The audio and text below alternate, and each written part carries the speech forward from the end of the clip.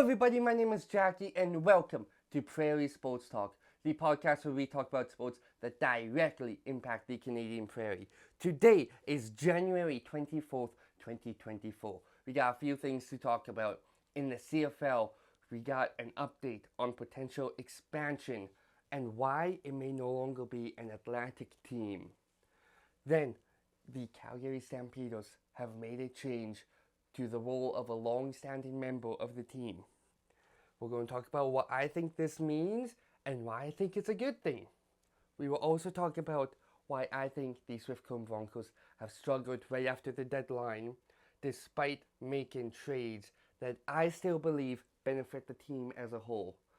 Let's talk about it all. Let's get going. As many of you may know, the CFL has been trying to expand to 10 teams for quite a few years now.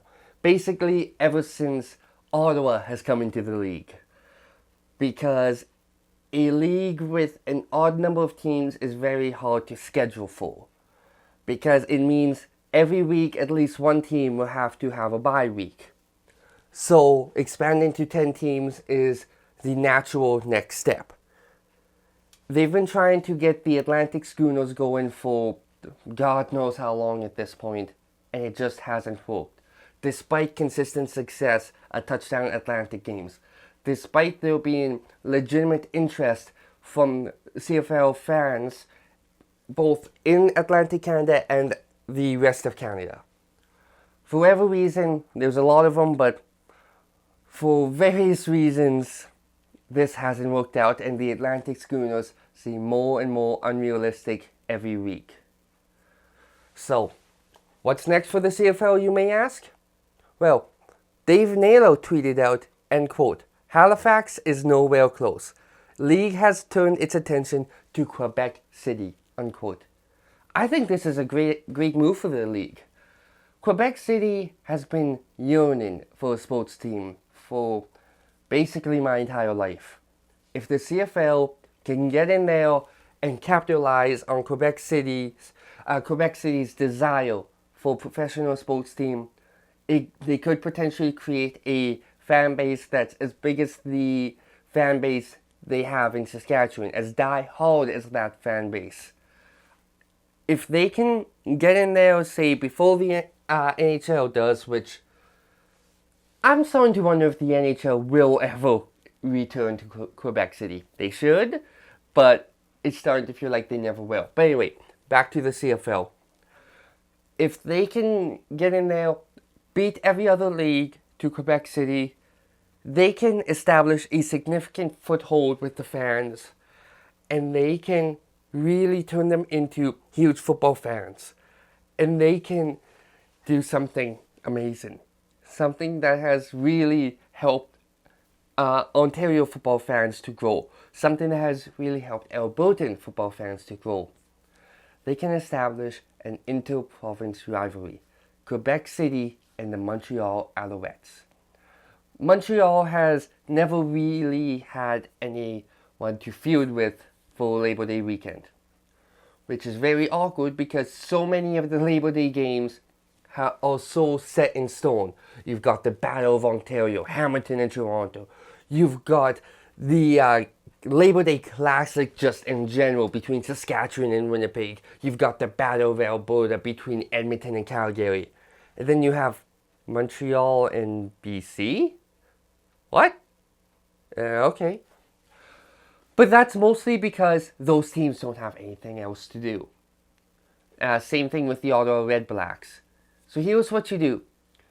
You establish a rivalry between Montreal and Quebec City that leaves the Red Blacks and Lions to play each other each and every year. That allows them to establish a legitimate rivalry. And now you've got Labor Day with not one good rivalry, not two good rivalries, not three, but four, not even four, but 5 rivalries. I apologize for them slipping my tongue there, but 5 major rivalries for Labor Day weekend, as it should be. Moving to Quebec City not just sets up Labor Day, but it can help expand the CFL fan base into the province that has a growing fan base already with how good the Alouettes have been. and he moves into the specific city that desperately wants a sports team. I think it would be the right move for the CFL to expand into Quebec City next. But what do you guys think?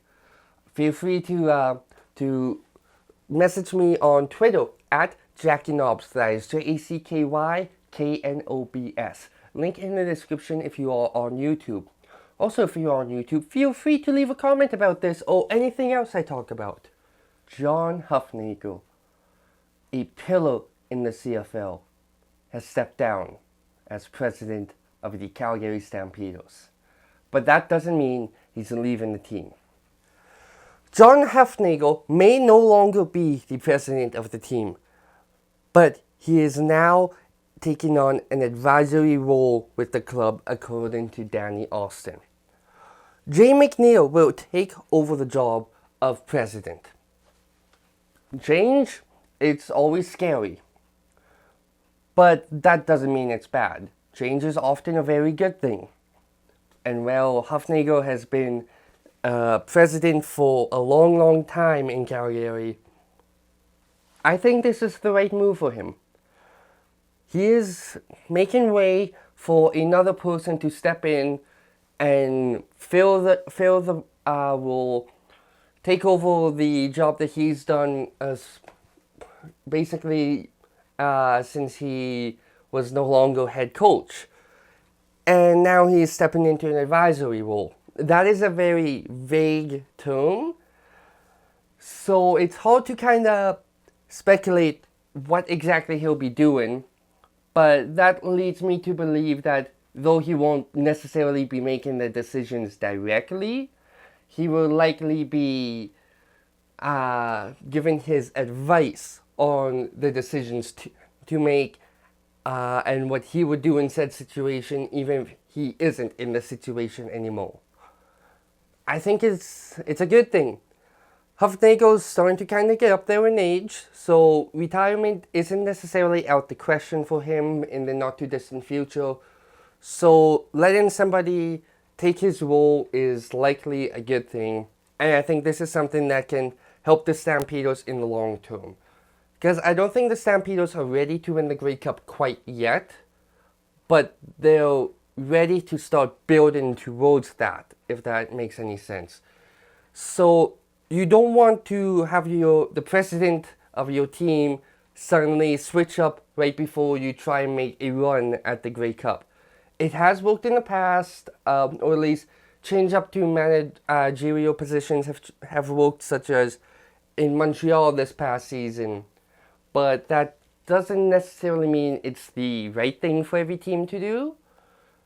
So if you can get somebody used to that role and then you try to make the run at the Grey Cup, I think that's a good thing. And I think this is something that will help out Calgary a lot in the long run. So, what is going on with the Swift Current Broncos?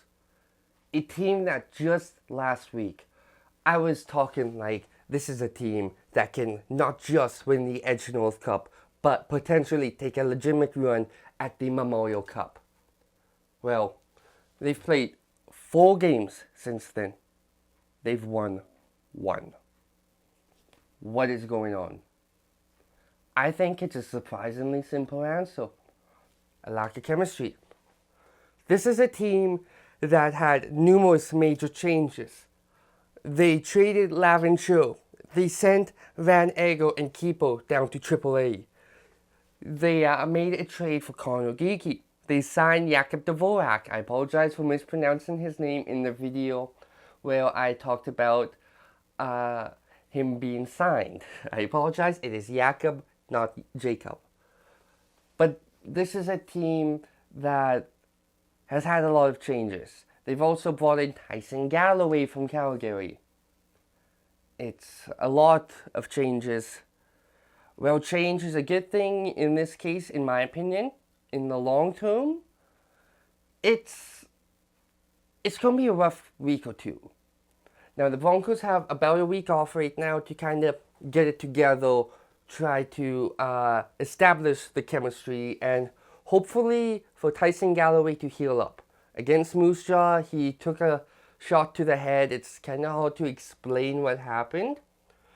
But he was hurt to the point where he was just kind of laying on the ice while the Warriors and Broncos were skating circles around him, with the Broncos trying to take the puck from the Warriors so that they could get the whistle for Galloway to get off the ice. And the Warriors trying to take advantage of the impromptu 5-on-4. Meanwhile, Galloway's like crawling on his stomach to the bench. Finally, the Broncos got it, and Connor Geeky went over and helped him off the ice with the assistance of the training staff for the Broncos. I hope that Tyson Galloway is okay. I think he will be. He's a very tough player from what I've heard. And I think that if this team can mostly stay healthy and establish some chemistry, I think they're still capable of taking a run at the Memorial Cup. It was a really rough week for the Broncos. I don't think that's very indicative of how the rest of the season will go, though.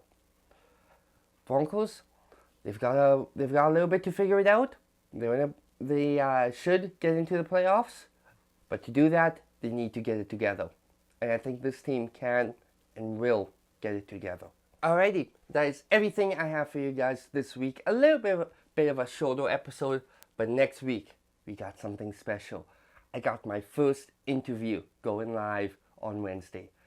It was a great interview. I had the chance to interview someone who I'm very privileged to call one of my best friends. I had the chance to interview Mitchell Cook.